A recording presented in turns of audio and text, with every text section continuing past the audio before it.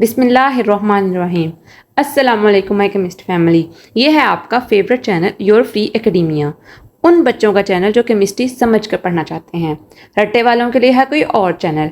सब बोले 10 time my passion my chemistry.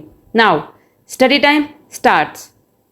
Okay बच्चों, कल के लेक्चर में हमने टिपिकल प्रॉपर्टीज़ पढ़ी थी गैसेस के हवाले से। हमने पढ़ा था कि गैसेस कैसे रिएक्ट करती हैं और कैसे नेचर में एग्जिस्ट करती हैं। उनकी कुछ प्रॉपर्टीज़ थी, डिफ्यूजन, एफ्यूजन, उनका प्रेशर के हवाले से उनका रोल क्या है, स्टैंडर्ड एटमॉस्फेरिक प्रेशर के बारे में पढ़ा था, कंप्रेसिबिलिटी के बारे में पढ़ा था, मोबिलिटी के बारे में पढ़ा था और मोस्ट इंपॉर्टेंट हमने डेंसिटी के बारे में पढ़ा था कि उनकी डेंसिटी जो होती है वो कैसे डिफर करती है लिक्विड से और सॉलिड से। आज का जो हमारा टॉपिक है वो है लॉज। हम आज पढ़ेंगे लॉज जो कि गैसेस से रिलेटेड हैं। सबसे पहला जो लॉ आज हम पढ़ेंगे वो बॉयल्स लॉ होगा। लेक्चर स्टार्ट करने से पहले मैं आप सबसे रिक्वेस्ट करूंगी कि वीडियो को लाइक करें, एक अच्छा सा कमेंट करें, चैनल को लाजमी सब्सक्राइब करें और बेल आइकन को भी लाजमी प्रेस करें ताकि नए आने वाली वीडियो आप तक फ़ौरन पहुंच जाए।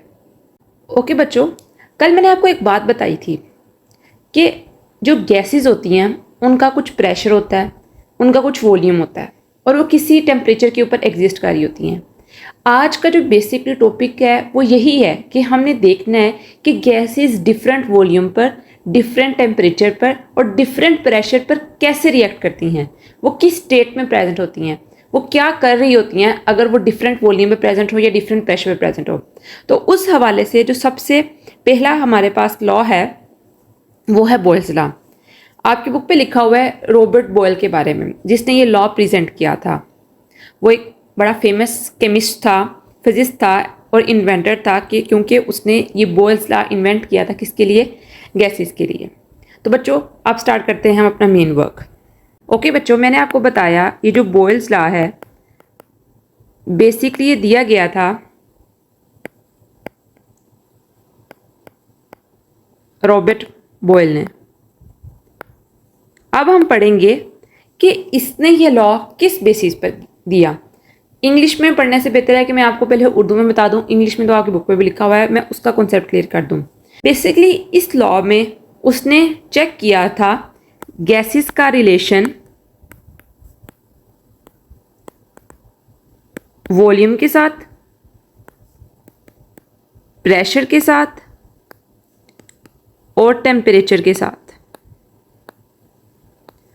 उसने इन तीनों के साथ गैसेस का रिलेशन चेक किया था। उसने देखा था गैसेस जो होती हैं वो इन तीनों कंडीशंस के साथ, इन कंडीशंस की प्रेजेंस में कैसे रिएक्ट करती हैं। उसने बेसिकली क्या किया, उसने सबसे पहले टेम्परेचर को कांस्टेंट रखा। उसने कहा हम कोई गैस ले रहे हैं और उसका टेम्परेचर हम कांस्टेंट रख रहे हैं। एक एक्सपेरिमेंटल उसने थ्योरी क्रिएट की, उसकी फिर वेरिफिकेशन की, वो हम नेक्स्ट पढ़ेंगे कि कैसे उसने प्रूफ किया। अभी मैं आपको सिंपल जनरल बता रही हूँ कैसे क्या हुआ। उसने टेम्परेचर लिया, उसको कर दिया उसने कांस्टेंट। जब उसने कांस्टेंट कर लिया तो उसने देखा कि जब टेम्परेचर तो कांस्टेंट हो गया, टेम्परेचर कांस्टेंट से मुराद क्या है कि टेम्परेचर के अंदर फ्लक्चुएशन नहीं आ रही। अगर उसने 25 डिग्री सेल्सियस ही लिया है तो वो 25 डिग्री सेल्सियस ही रहेगा। तो उसने क्या किया, उसने चेक किया फिर वॉल्यूम और प्रेशर का रिलेशन। जब उसने टेम्परेचर कर दिया कांस्टेंट तो उसके बाद उसने देखा कि गैसेस के ऊपर वॉल्यूम और प्रेशर कैसे रिएक्ट कर रहे हैं, कैसे इसके ऊपर इनका चेंज आ रहा है। ओके बच्चों, उसने टेम्परेचर को लिया कांस्टेंट, ठीक है, वॉल्यूम एंड प्रेशर को उसने चेक किया। तो बच्चों उसने क्या देखा कि अगर आप कोई गैस ले रहे हो, फॉर एग्जांपल आप ऑक्सीजन ले रहे हो, तो ऑक्सीजन का आपको पता है एक स्पेसिफिक मैस होता है, ठीक है। उसने ये देखा कि अगर आप किसी गैस को एक सिलेंडर में ले रहे हो, ठीक है, ये सिलेंडर में आपके गैस के मॉलिक्यूल्स हैं, ठीक है, इनका एक स्पेसिफिक क्या है, वॉल्यूम, ठीक है बच्चों, एक स्पेसिफिक वॉल्यूम है। अब देखो जब इनका स्पेसिफिक एक वॉल्यूम है तो ऊपर आपने इसकी एक लिड रख दी, लिड मीन ढक्कन, ठीक है। ऊपर से आपने कुछ प्रेशर अप्लाई किया। जब आपने प्रेशर अप्लाई किया लिड के ऊपर तो क्या हुआ, जो मॉलिक्यूल्स थे वो आपस में बहुत पास पास आ गए, जिसकी वजह से जो वॉल्यूम था वो डिक्रीज हुआ ऑब्वियसली। जब मॉलिक्यूल्स के दरमियान जो डिस्टेंस है वो डिक्रीज करेगा तो वॉल्यूम डिक्रीज करेगा एक चीज़ का। तो प्रेशर जब इंक्रीज किया तो क्या हुआ, वॉल्यूम डिक्रीज करा। तो उसने ये कहा कि जो वॉल्यूम होता है ना वो इनवर्सली प्रोपोर्शनल होता है प्रेशर के। क्या कहा उसने कि वॉल्यूम जो होता है वो इनवर्सली प्रोपोर्शनल होता है प्रेशर के, कि अगर आप प्रेशर इंक्रीज कर रहे हो तो वॉल्यूम डिक्रीज करेगा, और अगर आप प्रेशर डिक्रीज कर रहे हो तो वॉल्यूम इंक्रीज करेगा। इनवर्स रिलेशन से मुराद ये चीज़ होती है। बच्चों हमने क्या देखा है कि अगर वॉल्यूम जो होता है वो इनवर्सली प्रोपोर्शनल है प्रेशर के। कैसे आया ये, प्रेशर इंक्रीज किया है तो वॉल्यूम डिक्रीज किया है। इनवर्स रिलेशन का मतलब क्या होता है कि अगर एक चीज़ इंक्रीज कर रही है तो दूसरी डिक्रीज करेगी। एक तरफ अगर इंक्रीजमेंट हो रही है दूसरी तरफ डिक्रीजमेंट होगी। ये चीज़ है इनवर्स के अंदर। अब जब उसने इन दोनों को इन्वर्स कर लिया तो उसने कहा कि इनका एक कांस्टेंट अपीयर हुआ है। उसने इसको मैथमेटिकली रिप्रेजेंट किया। उसने कहा कैसे, कि अगर वॉल्यूम जो है वो इनवर्सली प्रोपोर्शनल है प्रेशर के। कब, जब कांस्टेंट टेम्परेचर है और नंबर ऑफ मोल्स हैं, तब के लिए। ठीक है, उसने क्या किया, वॉल्यूम जो है वो इनवर्सली प्रोपोर्शनल है कांस्टेंट टेम्परेचर के ऊपर और नंबर ऑफ मोल्स के ऊपर। अब जब उसने वॉल्यूम को इनवर्सली प्रोपोर्शनल कर दिया प्रेशर के, और साथ ये बताया कि टेम्परेचर जो है और नंबर ऑफ मोल्स जो हैं वो दोनों कांस्टेंट है, तो उसने कहा टेम्परेचर और नंबर ऑफ मोल्स का जो है वो डायरेक्ट रिलेशन है। डायरेक्ट रिलेशन से मुराद क्या होता है कि अगर नंबर ऑफ मोल्स इंक्रीज कर रहे हैं तो टेम्परेचर भी इंक्रीज करेगा, अगर नंबर ऑफ मोल्स डिक्रीज कर रहे हैं तो टेम्परेचर डिक्रीज करेगा। ठीक है, अब जब उसने टेम्परेचर और नंबर ऑफ मोल्स को कांस्टेंट ले लिया तो जो वॉल्यूम था वो इनवर्सली प्रोपोर्शनल था प्रेशर के ऊपर, तो एक कांस्टेंट ऑफ प्रोपोर्शनैलिटी उसने क्रिएट किया के constant of proportionality.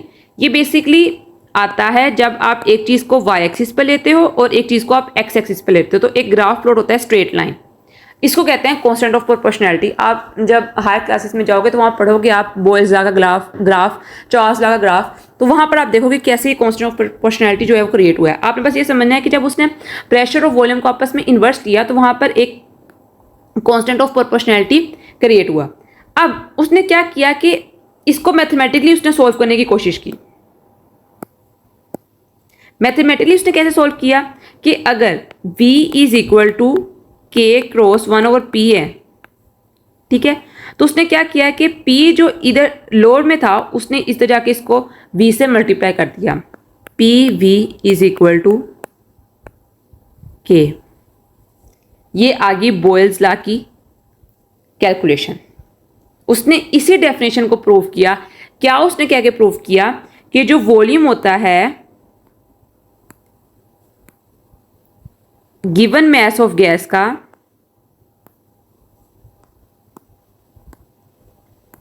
Eight constant temperature is inversely proportional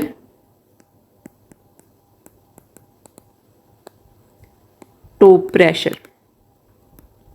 तो बच्चे PV is equal to K, हमारे पास क्या आ गया, बोयल्स लॉ की मैथमेटिकल इक्वेशन आ गई। अब इसके साथ साथ जब उसने PV is equal to K को प्रूव किया तो उसने इस डेफिनेशन से भी बोयल्स लॉ को सेटिस्फाई किया। उसने कहा कि जो प्रोडक्ट होता है इसका प्रेशर और वॉल्यूम का of fixed mass of gas is constant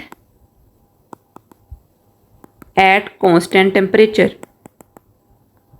ठीक है, अब इससे मुराद क्या है, क्योंकि K जो है ना हमारे पास एक कांस्टेंट वैल्यू है। जब एक side of is equal to जो होती है वो कांस्टेंट होती है तो ऑब्वियसली जो दूसरी साइड होती है वो भी कांस्टेंट होती है।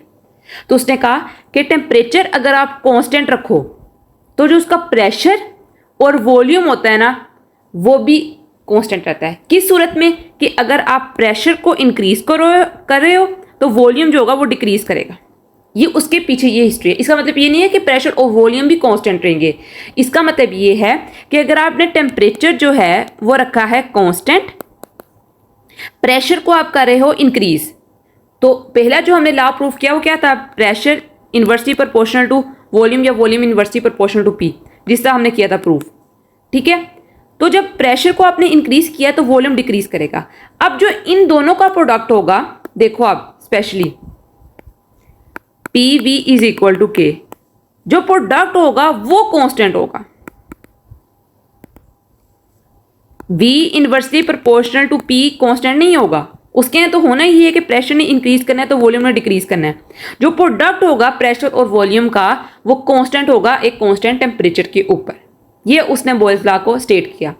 जो इसके साथ साथ उसने कहा कि दो वैल्यूज हमारे पास प्रेशर की होंगी, दो वैल्यूज वॉल्यूम की होंगी, क्योंकि हमने बिफोर अप्लाइंग प्रेशर भी ऑब्जर्व करना है और आफ्टर अप्लाइंग प्रेशर भी ऑब्जर्व करना है सिस्टम को। जब हमने प्रेशर से पहले, जब हम प्रेशर अप्लाई करने से पहले जब हमने उसका प्रेशर देखा था तो हमने उसको कहा था P1 इनिशियल प्रेशर,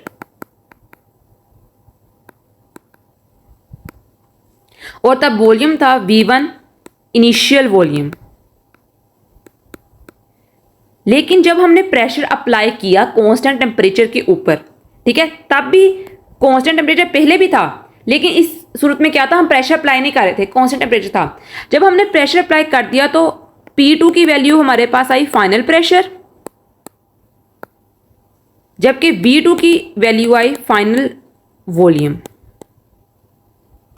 उसने इसकी वेरिफिकेशन की, उसने कहा अगर P1 और V1 के बराबर है और P2 V2 जो है वो के बराबर है, प्रेशर बिफोर और प्रेशर आफ्टर अप्लाइंग, ठीक है, तो वो बराबर है, तो P1 V1 बराबर है P2 V2 के।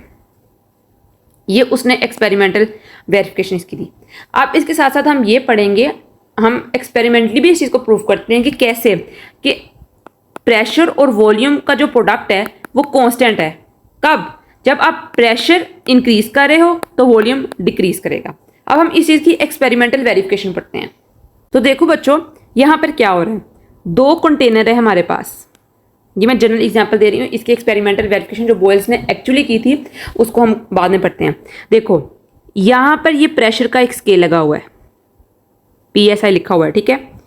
अब जब वॉल्यूम इंक्रीज कर रहा है, यहाँ पर देखो प्रेशर रेड साइन से प्रेशर डिक्रीज कर रहा है, ठीक है, प्रेशर जो है वो डिक्रीज किया हुआ है, तो गैस मॉलिक्यूल्स के दरमियान जो डिस्टेंस देखो वो कितना है, कितना ज़्यादा डिस्टेंस है, तो प्रेशर तो अप्लाई हो ही नहीं रहा है, प्रेशर अप्लाई नहीं हो रहा है हमारे पास, तो इसका मतलब क्या है कि वॉल्यूम जो है वो इंक्रीज कर रहा है, इनवर्स रिलेशन है। लेकिन जैसे ही आप देखो, आपने यहाँ पर प्रेशर अप्लाई किया है, प्रेशर अप्लाई किया ना लिड के ऊपर, तो जो मॉलिक्यूल्स थे गैस के वो क्या किए, आपस में बहुत क्लोजली आ गए, उन्होंने आपस में आके इंटरेक्ट करना शुरू कर दिया, तो वॉल्यूम जो था वो डिक्रीज हो गया। देखो यहाँ पहले था, उसके बाद यहाँ पर आ गया, तो प्रूव हुआ ना हमारे पास कि जो वॉल्यूम होता है वो इनवर्सली प्रोपोर्शनल होता है प्रेशर के। आप प्रेशर इंक्रीज करते हो तो वॉल्यूम डिक्रीज करता है। ये जनरल वेरिफिकेशन है किसकी, बॉयल्स लॉ की। अब हम देखते हैं कि बॉयल्स ने कैसे इसको परफॉर्म किया था। ओके बच्चों, आप बॉयल्स का देखते हैं, ये मैंने आपकी बुक से इसका एक इमेज ले लिया है। उसने ये 4 सिलेंडर लिए थे, first cylinder, second cylinder, third cylinder और फोर्थ सिलेंडर। उसने ये 4 सिलेंडर लिए। उसने इसमें क्या किया, उसने टेम्परेचर को रखा कांस्टेंट। इन चारों का टेम्परेचर क्या है, कांस्टेंट है। अगर आप पहला देखो तो जो पहला है ना, उसका जो प्रेशर है वो 2 atm है, 2 एटमॉस्फेरिक प्रेशर उसने अप्लाई किया, और उसका वॉल्यूम है 1 dm³। प्रेशर भी लाइट है ना, ठीक है, प्रेशर उसने अप्लाई किया है वो लाइट है, 2 atm उसका प्रेशर है और 1 dm³ जो है उसका वॉल्यूम है।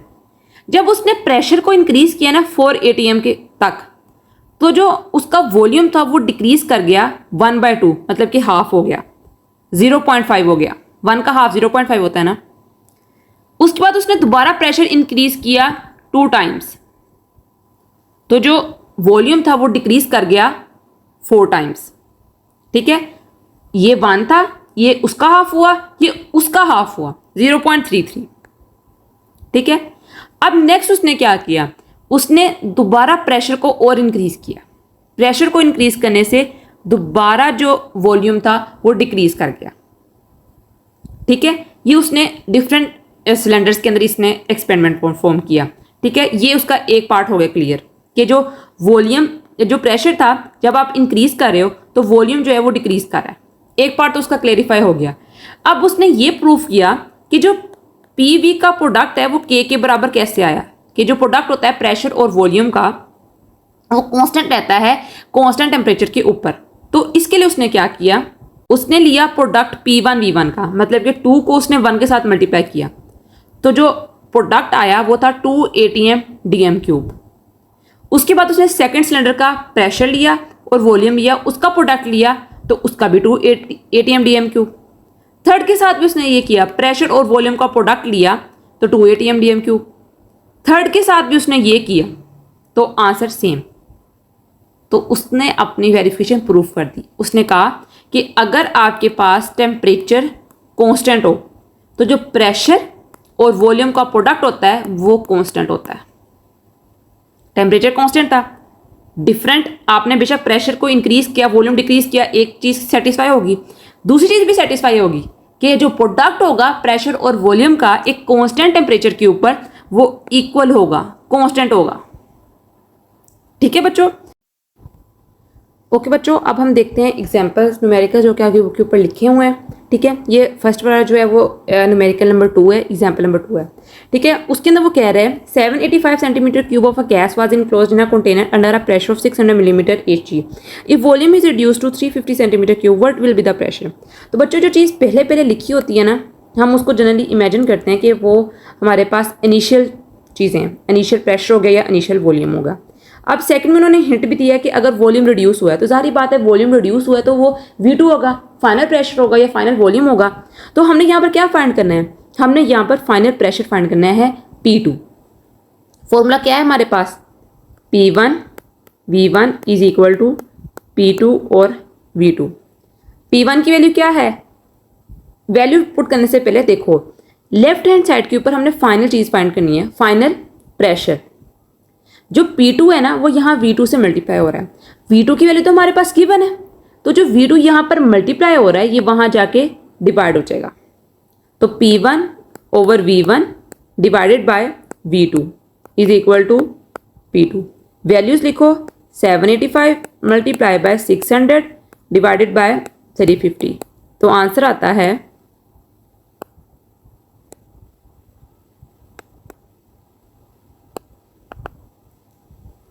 134.7 मिलीमीटर Hg।